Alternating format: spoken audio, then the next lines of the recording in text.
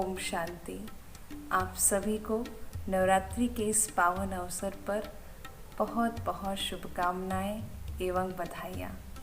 नवरात्रि आते ही चारों तरफ का वातावरण सकारात्मक एवं आध्यात्मिक लहर और भक्ति भावना से चारों तरफ गूंज उठता है। इस नवरात्रि के पावन पर्व पर सभी लोग अपने घर पे पूजा पाठ भजन कीर्तन आरती करते हैं। सभी के मन में उस माँ की पुकार होती है। माँ दुर्गा को हर कोई याद करता, हर कोई पूजा करता, मिन्नतें मांगता, उपवास रखता कि माँ सभी मनोकामनाओं को पूर्ण करे। हर नवरात्रि में हम पूजा पाठ तो करते हैं, घर की सफाई भी करते हैं, माँ को याद भी करते हैं, लेकिन इस नवरात्रि कुछ स्पेशल करें, माँ को याद करें, उपवास करें, साथ ही साथ आध्यात्मिक रीति से इस नवरात्रि के पावन पर्व को भी मनाएं। उपवास अर्थात उप मने निकट, वास मने रहना, अर्थात परमात्मा के निकट रहना। उस दिन हम अन्न का त्याग करते हैं, लेकिन अन्न के त्याग को माँ खुश नहीं होती। माँ तब खुश होती जब उसका पुत्र माँ के निकट बैठकर माँ से बातें करे, माँ को समय दे। दूसरा दुर्गा। दुर्गा अर्थात दुर्गुणों को दूर करने वाली, बुराइयों को दूर करने वाली। तो माँ दुर्गा को हम याद तो करते हैं, लेकिन माँ दुर्गा अर्थात वो हमारी माँ है। माँ तब खुश होती है जब उसका पुत्र अपने अंदर की कमी कमज़ोरियों को दूर करे। क्यों ना इस नवरात्रि को कुछ आध्यात्मिक रीति से मनाएं। एक छोटी सी कहानी के माध्यम से हम समझेंगे कि कैसे हमें इस दुर्गा पूजा को, नवरात्रि को कैसे मनाएं। एक सेठ जी थे, उन्होंने दृढ़ प्रतिज्ञा किया था कि इस नवरात्रि को हम अपने अंदर जीवन में परिवर्तन लाएंगे, साथ साथ अपने घर में भी अपने घर के संबंधों में मिठास लाएंगे। उन्होंने इस नवरात्रि में दृढ़ प्रतिज्ञा किया था। अपने परिवार वालों से बातें किया कि कुछ भी हो जाए, घर में कलह कलेश इस नवरात्रि हम होने नहीं देंगे। कुछ भी हो जाए, एक दूसरे को समझेंगे। एक बार सेठ जी रात को सो रहे थे।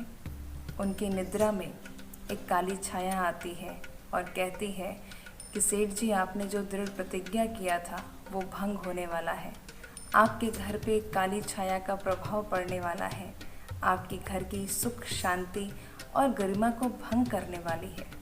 सेठ जी उठते हैं और उस काली छाया को चैलेंज करते हैं कि हे काली छाया, तुम यहाँ से चली जाओ। कुछ भी हो जाए, मेरे घर की सुख शांति और गरिमा कोई भी भंग नहीं कर सकता। सेठ जी जब प्रातःकाल सुबह उठते हैं, अपने तीनों बेटों से बात करते हैं और सेठ जी की 3 कुल बधुएं भी होती हैं। सेठ जी बात करने के पश्चात पूजा पाठ करते हैं। नवरात्रि का समय चलता है। फलहार लेकर सेठ जी अपने दुकान पे अपने पुत्रों के साथ चले जाते हैं। घर पे तीनों कुल बधुएं भोजन पकाती हैं। तीनों कुल बधुएं जब भोजन पकाती हैं तो माँ दुर्गा की याद में पकाती है। तो छोटी बहू जब आलू फ्राई करती है, उपवास का भोजन बनाती है, तो वो भोजन बनाने के पश्चात हर दिन एक छोटी सी भूल कर देती थी, नमक डालना भूल जाती थी। लेकिन इस नवरात्रि का पहले दिन पर उस छोटी बहू को याद रहता है कि मुझे भोजन में नमक डालना है, उस आलू में नमक डालना है। तो फलहार आलू जब बनाती है और याद करके उसमें नमक डाल के ढक देती है। पहली बड़ी बहू आती है, वो सोचती है छोटी बहू हर दिन नमक डालना भूल जाती है, क्यों ना मैं इस नवरात्रि उसको डांट ना सुनना पड़े और मैं ही नमक डाल के ढक देती हूँ। बड़ी बहू आती है, वो भी 2 चम्मच नमक डाल के ढक देती है। बीच वाली बहू आती है, वो भी सोचती है छोटी बहू को डांट ना पड़े, उसने भी 2 चम्मच और नमक डाल के ढक दिया उस आलू में। अब सभी लोग भोजन के लिए 3 बेटे और सेठ जी आ जाते हैं। सबसे पहले सेठ जी भोजन करते हैं। जब वो पहला कौर आलू का चखते हैं तो आलू कम नमक से भरा हुआ पूरा वो आलू रहता है। फिर भी वो कुछ नहीं बोलते हैं, परमात्मा का प्रसाद समझकर ग्रहण करके वो खाकर चुपचाप सोने चले जाते हैं। उसके पश्चात उनके 3 पुत्र आते हैं, वो भोजन करते हैं। भोजन जब करने बैठते हैं तो एक दूसरे का चेहरा देखते हैं। उन लोग को बहुत नमक लगता है, लेकिन हालांकि पिताजी ने कुछ नहीं बोला तो उन्होंने बोलना उचित नहीं समझा, कुछ नहीं बोले, वो भी चुपचाप भोजन किए और चले गए। फिर बारी आती है सासू माँ की। जब सासू माँ आती है, भोजन ग्रहण करती है, वो भी कुछ नहीं बोलती है। वो सोचती है जब मेरे पति ने नहीं बोला, मेरे बच्चों ने नहीं बोला, तो मैं क्यों बोलूँ। वो भी भोजन करती है, चुपचाप अपने कमरे में चली जाती है। उसके पश्चात तीन बहुएं आती हैं। वो अपनी डाइनिंग पर अपना भोजन ले लेके बैठती हैं, एक दूसरे का मुंह देखती है और टेस्ट करके भोजन करना शुरू कर देती है। एक दूसरे को भी कुछ नहीं बोलती हैं। किसी ने जब कुछ नहीं बोला तो तीनों बहुओं ने भी कुछ नहीं बोला। वो चुपचाप अपने कमरे में चली जाती है। उसके पश्चात वो काली छाया फिर से सेठ जी के स्वप्न में आती है और हाथ जोड़कर सेठ जी से माफ़ी मांगती है।